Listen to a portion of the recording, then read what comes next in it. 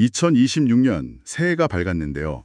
보내주신 멋진 분들을 쭉 훑어보니까 와, 올해 시작을 관통하는 키워드는 정말 딱 하나더라고요.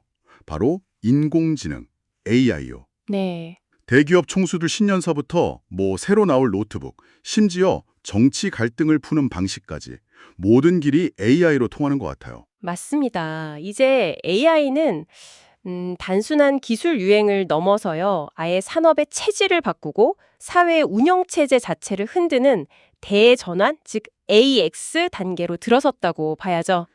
AX요? 네. 그래서 오늘 저희는 이 자료들을 보면서 AI가 우리 경제랑 일상, 또 미래를 어떻게 구체적으로 재편하고 있는지 그 거대한 흐름의 핵심을 한번 짚어보려고 합니다. 좋습니다. 그럼 오늘 저희의 목표는 바로 이거네요. 그래서 이 모든 변화가 우리한테 대체 어떤 의미인가?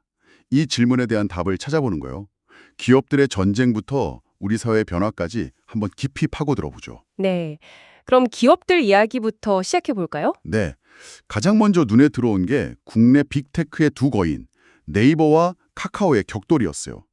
두 회사 모두 AI 에이전트라는 같은 목표를 향해 가는데 와, 그 길이 완전히 다르더라고요. 아, 그쵸.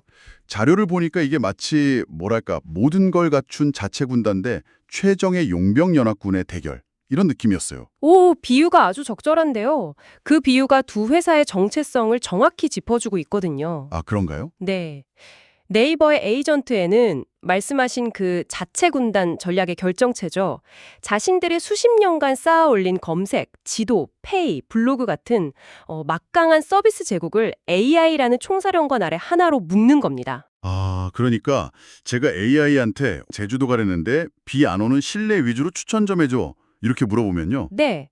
단순히 장소 목록만 쫙 던져주는 게 아니라 제 과거 검색 기록이나 블로그 취향을 분석해서 코스를 짜주고 지도 앱으로 길 알려주고 페이로 바로 결제까지. 바로 그겁니다. 모든 경험이 네이버 생태계 안에서 그냥 완결되는 거죠. 와, 반면에 카카오는 용병연합군, 즉 외부 혈맹 전략을 택했어요. 외부 혈맹이요? 네, 카카오톡이나는 전 국민이 쓰는 광장을 열어두고 오픈 AI의 GPT나 엔스로픽 같은 세계 최강의 AI 용병들을 초빙하는 거예요. 거기에 다양한 전문 AI 서비스들도 자유롭게 들어와서 장사할 수 있게 판을 깔아주는 그런 개방형 전략이죠. 결국 네이버는 데이터와 서비스의 깊이, 그리고 카카오는 플랫폼과 연결의 넓이에 모든 걸 걸고 있군요. 와, 누가 최후의 승자가 될지 진짜 궁금해지네요. 이 경쟁의 결과가 앞으로 국내 AI 시장의 지형도를 결정하게 될 겁니다. 근데요, 이 자료들에서 더 흥미로운 지점은 이 전쟁이 더 이상 IT 기업들만의 리그가 아니라는 점이었어요. 맞아요. 저도 그 부분이 정말 인상 깊었습니다. 자료를 쭉 통과하는 하나의 거대한 흐름이 보이는데 바로 두 개의 군단이 AI 패권을 두고 격돌하는 모습이었어요. 두 개의 군단이요? 네, 방금 이야기한 네이버, 카카오 같은 디지털 네이티브들이 AI의 두뇌를 만드는 싸움을 하고 있다면 다른 한편에서는 SK나 두산 같은 전통 산업의 거인들이 AI의 몸을 만드는 전쟁에 뛰어들고 있더라고요. 아, 정확한 분석입니다. SK 최태원 회장이 신년사에서 수십 년간 걸어온 길이 AI 시대를 준비해온 여정이었다면서 승풍파랑을 외쳤잖아요. 네, 승풍파랑. 그게 바로 그 선언인 겁니다. 반도체, 에너지, 통신 같은 그룹의 육중한 자산들을 AI라는 중추 신경계로 연결해서 AI 통합 솔루션이라는 거대한 몸을 만들겠다는 거죠. 두산 박종훈 회장의 메시지는 한층 더 직설적이었어요. AI 경쟁력 없으면 도태될 것이라고 경고하면서 피지컬 AI 시대를 선도하겠다고 했거든요. 이 피지컬 AI라는 말이 와닿으면서도 조금 생소하긴 합니다. 그 피지컬 AI는 이 몸을 만드는 전쟁의 핵심 개념입니다. 단순히 스크린 속에서 데이터를 처리하는 걸 넘어서요. 네, 로봇팔이나 건설기계, 발전소 터빈처럼 현실 세계에서 물리적인 작업을 수행하는 AI를 뜻합니다. 두산은 수십 년간 제조업 현장에서 쌓아온 그야말로 쇠냄새 나는 하드웨어 데이터가 있잖아요. 아, 그렇죠. 이걸 AI 두뇌랑 결합하면 누구도 따라올 수 없는 경쟁력을 가질 수 있다 이렇게 보는 겁니다. 심지어 고객 경험에서 전부인 현대백화점 그룹 같은 유통기업조차 AX 인프라 투자를 최우선 과제로 내세웠더군요. 제조업뿐만 아니라 모든 산업에서 이 몸을 만드려는 경쟁이 시작된 거네요. 그렇습니다. 기업의 가치를 측정하는 기준이 얼마나 큰 공장을 가졌나에서 얼마나 똑똑한 AI를 가졌나로 이제는 그 똑똑한 AI에 얼마나 강력한 피지컬을 붙였나로 진화하고 있는 겁니다. 특히 제조업 강국인 우리 한국에게 이 피지컬 AI는 정말 엄청난 기회가 될 수 있죠. 이 똑똑한 두뇌와 강력한 몸을 만들려는 기업들의 야망을 듣고 보니까 자연스럽게 질문이 하나 떠오르는데요. 네. 이 모든 걸 가능하게 하려면 결국 상상할 수 없을 정도로 강력하고 효율적인 반도체가 필요한 거 아닌가요? 그래서 이제 자료들이 자연스럽게 반도체 전쟁 이야기로 넘어가더라고요. 네, 모든 길은 결국 반도체로 통합니다. 특히 자료에 등장하는 옹스트롬이라는 단어에 주목해야 합니다. 저도 그 단어를 보고 궁금했어요. 우리는 몇 년간 나노미터 경쟁에 익숙해져 있었는데 갑자기 옹스트롬이라는 새로운 단위가 등장했단 말이죠. 이게 그냥 더 작다는 걸 의미하는 마케팅 용어인가요? 아니면 이 경계를 넘어서는 순간 이전에는 불가능했던 뭔가가 근본적으로 가능해지는 건가요? 아주 중요한 질문입니다. 결론부터 말씀드리면 후자에 가깝습니다. 아, 정말요? 옹스트롬은 나노미터의 10분의 1, 거의 원자 하나 크기에 근접하는 단위거든요. 이 영역으로 들어간다는 건 단순히 칩이 작아지는 걸 넘어서 전력 소모는 10분의 1로 줄이고 성능은 10배로 끌어올리는 거의 물리학의 법칙을 새로 쓰는 수준의 도약을 의미해요. 와... 자율주행차가 도로의 모든 정보를 실시간으로 처리하고 우리 손안의 기기가 인터넷 연결 없이도 스스로 생각하는 엣지 AI 시대. 이거 옹스트롬 칩 없이는 불가능한 이야기입니다. 그럼 이 옹스트롬의 벽을 넘으려고 기술은 어떻게 발전해 온 건가요?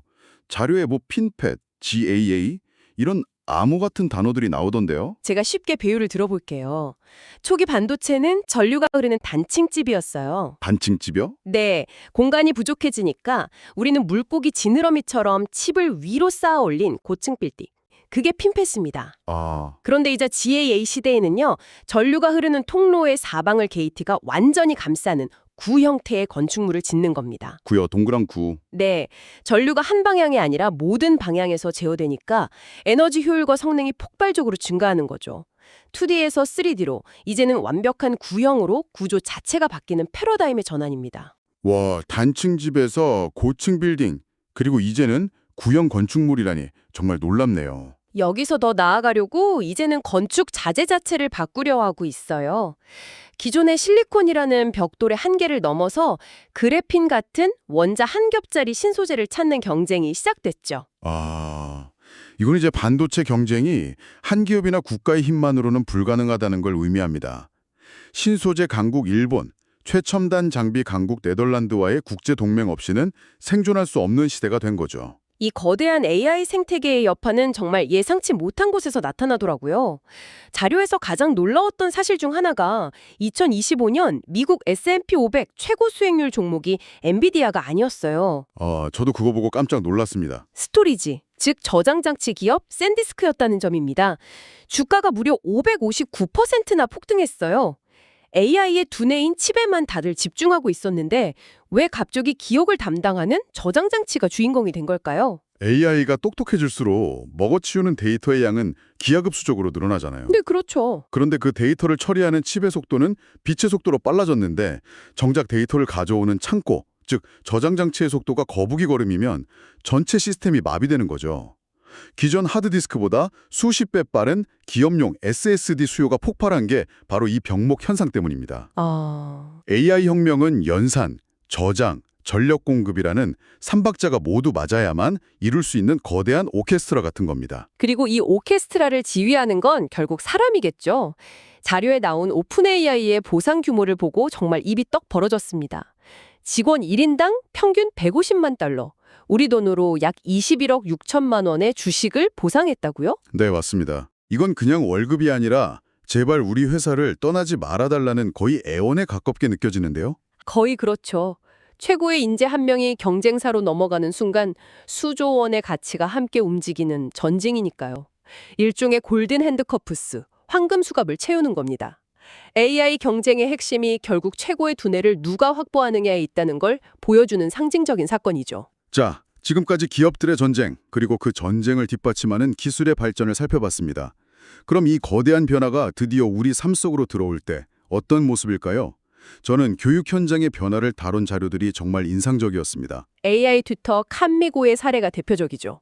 학생이 수학 문제를 틀렸을 때 단순히 정답과 풀이를 보여주는 게 아니라 혹시 사칙 연산의 순서를 기억하고 있니? 이렇게 되묻는다는 거예요. 아, 스스로 원리를 깨우치도록 유도하는 그야말로 소크라테스식 대화법을 AI가 구현한 겁니다. 심지어 학생의 표정이나 목소리 톤, 망설이는 그 찰나의 순간까지 멀티모달 기능으로 포착해서 이 개념이 조금 헷갈리는구나. 같이 다시 한번 볼까? 이렇게 말을 건넨다니 이건 그냥 학습 도구가 아니라 거의 감정을 가진 과외 선생님 수준이네요. 네. 위험한 화학 실험을 VR 환경에서 안전하게 하거나 소규모 공동체 학교인 마이크로스쿨이 늘어나는 현상까지 교육의 풍경 자체가 바뀌고 있더라고요. 이게 교육의 패러다임이 정해진 지식의 전달에서 개개인에 맞춘 성장의 지원으로 근본적으로 이동하고 있다는 걸 보여주거든요. 다만 세계 최초를 내걸었던 한국의 AI 디지털 교과서 활용률이 아직 8%대에 머물고 있다는 자료는 우리가 이 거대한 변화에 제대로 발맞추고 있는지 한 번쯤 돌아보게 만드는 지점이긴 합니다. 사실 교육의 변화도 놀라웠지만 보내주신 자료들 중에 제 뒷목을 서늘하게 만들었던 건 정치에 대한 부분이었습니다. 그 부분이죠. AI가 인간보다 갈등 중재를 더 잘할 수 있다는 연구 결과가 나왔다는 건 이건 거의 공상과학 영화 같은 이야기 아닌가요? 구글 딥마인드의 하버마스 머신 실험이 바로 그 내용입니다. 원전 확대나 부자 증세처럼 찬반이 극렬하게 엇갈리는 주제에 대해 AI랑 인간 전문가 집단이 각각 중재안을 내놓게 했어요. 네, 결과는 충격적이었습니다. 참가자의 56%가 인간이 아닌 AI의 제안을 더 공정하고 합리적이라고 평가했습니다. 와우, 56%나요? 네, 감정과 편견을 배제한 데이터 기반의 제안에 더 신뢰를 보낸 거죠. 이게 단순한 실험으로 그치지 않았다는 게 더 놀랍습니다. 대만에서는 실제로 폴리스라는 AI 기반 토론 플랫폼으로 사기 방지 대책 특별법을 만들었다고요. 맞습니다. 수많은 시민들의 의견을 AI가 실시간으로 분석해서 80% 이상이 동의하는 합의안을 찾아냈다는 거잖아요. 정치인들의 고성과 막말이 오가는 대신에 데이터가 가장 합리적인 길을 찾아준 셈이네요. 네, 해외에서는 이런 시도들을 묶어서 폴리테크, 즉 정치와 기술의 합성어로 부르면서 다양한 실험을 하고 있습니다. 의원들의 과거 입법 기록을 분석해서 법안 통과 확률을 예측하는 클라이밋 캐비넷은 정치판 머니볼로 불리고요. 정치판 머니볼이요? 재밌네요. 또 유권자의 성향과 가장 잘 맞는 후보를 찾아주는 액티보티 같은 서비스도 등장했죠. 정치인의 과거 발언을 전부 추적해서 일관성 점수를 매기는 노유어 리더라는 프로젝트도 있더군요. 와, AI가 정치인의 말 바꾸기를 24시간 감시하는 세상이 온 겁니다. 이런 도구들이 보편화된다면 민주주의와 정치인의 역할에 대한 우리의 정의 자체가 완전히 바뀔 수도 있겠다는 생각이 들어요. 바로 그 지점입니다. 기술의 발전이 우리에게 사회 시스템의 본질이 무엇인가에 대해 다시금 근본적인 질문을 던지고 있는 거죠. 오늘 보내주신 자료들을 통해 2026년의 시작이 AI라는 거대한 파도와 함께하고 있음을 확인했습니다. 기업의 생존 전략부터 반도체 칩 속 원자의 배열, 그리고 우리 아이들의 교실과 사회적 갈등의 현장까지 AI는 이제 정말 모든 곳에 스며들어서 세상을 재구성하고 있네요. 가장 중요한 건 이 모든 변화가 톱니바퀴처럼 딱 맞물려서 돌아가고 있다는 사실입니다. 옹스트롬 시대의 초미세 반도체가 더 강력한 AI 모델을 탄생시키고요. 그 AI가 산업 현장에 로봇에 탑재돼서 생산성을 높이고 동시에 정치와 교육이라는 사회 시스템까지 혁신하고 있습니다. 우리는 지금 그 거대한 전환의 한복판에 서 있는 겁니다. 오늘 대화 중에 1인 1 피지컬 AI 시대가 올 것이라는 예측이 있었잖아요. 만능 비서 로봇을 누구나 하나씩 갖게 되는 세상. 근데 여기서 한 걸음 더 나아가서 뇌와 컴퓨터를 직접 연결하는 BCI 기술까지 자료에 언급되었는데요. 이걸 보면서 마지막으로 이런 생각이 들더군요. 네, 어떤 생각이죠? 미래 사회의 진정한 격차는 단순히 돈이 많고 적음의 부의 격차가 아닐지도 모릅니다. 어쩌면 AI를 얼마나 잘 활용하느냐의 능력 격차를 넘어서 궁극적으로는 AI와 얼마나 깊이 결합했느냐에 따른 존재의 격차가 나타나는 시대가 올 수도 있지 않을까요? 여러분은 어떻게 생각하시나요?